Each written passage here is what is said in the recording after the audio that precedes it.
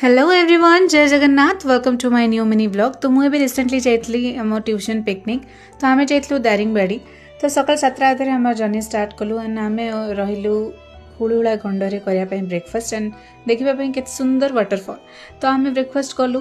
Breakfast थे आमर उपमा तरकारी जोटा कि बहुत ही यमी था। देन आम गलु से वाटरफॉल देखापी।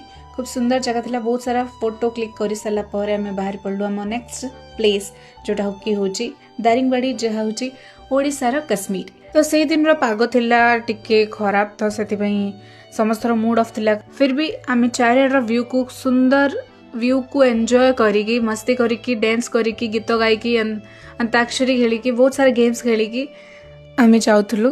बहुत ऊपर थिला जगहटा, बहुत घाई थिला, बट फाइनली आम पहुँच गलु से जगह दारिंगबाड़ी रे। वर्षा जोगु चारिआड काद हो जाइथिला, बट गहली कमी नथिला, गहली बहुत थिला।